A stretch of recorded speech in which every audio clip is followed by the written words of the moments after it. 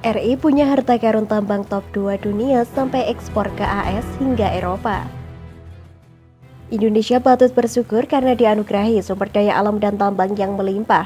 Tak hanya di sektor energi terbarukan, di sektor tambang pun Indonesia memiliki harta karun yang sangat besar. Tak hanya batu bara atau nikel, ternyata cadangan timah Indonesia merupakan terbesar kedua di dunia. Berdasarkan data peluang investasi timah Indonesia 2020, cadangan timah Indonesia merupakan terbesar kedua di dunia, yakni 17% dari total cadangan timah dunia. Setelah Cina yang menguasai 23% cadangan timah dunia. Setelah Indonesia, ada Brasil yang menguasai 15% cadangan timah dunia.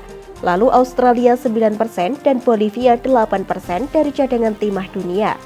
Total cadangan timah dunia pada awal 2020 tercatat sebesar 4,74 juta ton logam timah, di mana Indonesia tercatat sebesar 800.000 ton logam. Sementara dari sisi sumber daya timah RI tercatat mencapai sekitar 2,88 juta ton logam dan 10,78 miliar ton biji timah. Tak hanya menguasai cadangan terbesar kedua di dunia, Indonesia juga merupakan produsen timah terbesar kedua yakni 22%. Setelah Cina yang mencapai 47% dari produksi dunia. Adapun produsen timah terbesar ketiga di dunia yaitu Bolivia 14%, lalu Malaysia 7% dan Peru 6%. Berdasarkan data Minerbawan Data Indonesia atau MODI Kementerian ESDM, produksi logam timah RI pada 2020 tercatat sebesar 54.260 ton, turun dari 76.390 ton pada 2019.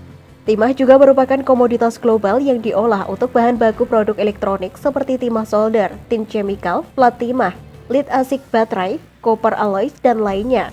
Pada 2020 tercatat ada 537 izin usaha pertambangan atau IUP timah, terdiri dari 3 IUP eksplorasi dan 534 IUP operasi produksi. Lantas, berapa besar produksi timah Indonesia saat ini? Berdasarkan data Minerbawan Data Indonesia, Kementerian Energi dan Sumber Daya Mineral, produksi logam timah pada 2021 ditargetkan sebesar 70.000 ton dan penjualannya sebesar 68.000 ton.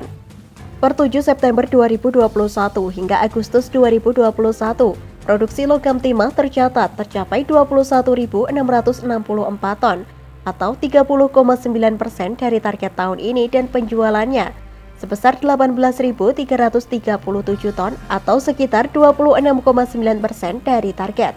Berikut tren produksi logam timah sejak 2015. Pada 2015 sebesar 70.007 ton. Pada 2016 62.880 ton. 2017 78.070 ton. 2018 82.870 ton. 2019 76.309 ton, 2020 54.260 ton. Ekspor logam timah masih bergeliat di tengah pandemi.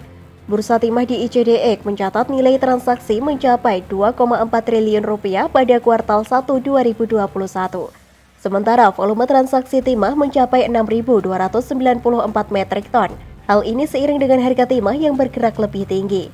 Rata-rata harga timah ICDX pada kuartal 1 sampai pertengahan April terpantau stabil pada rentang level 28.000 US dollar per ton. Angka ini merupakan angka capaian rata-rata tertinggi sejak timah diperdagangkan melalui bursa ICDX. Data Bank Indonesia pada triwulan 1 2021 mencatatkan harga komoditas ekspor untuk timah tercatat paling tinggi. Ketiga setelah batu bara dan CPO.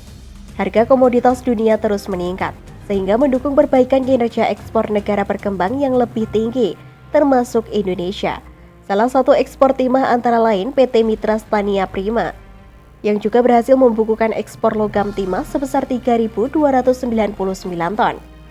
Capaian tersebut mendekati rencana kerja dan anggaran belanja 2020 perseroan yang diberikan Dinas ESDM Bangka Belitung, sebanyak 3.300 ton logam timah. CEO MSP Aryo Jojo Hadikusumo mengatakan, perdagangan dilakukan melalui Bursa Timah Indonesia, Jakarta Future Exchange ke Amerika Serikat, negara-negara di Eropa dan Asia. Kepatuhan perseroan atas inisiatif Responsible Mineral Assurance Program atau RMAP mendapatkan respon positif dari konsumen logam timah yakni Nike Inc., produk sepatu olahraga asal Amerika Serikat.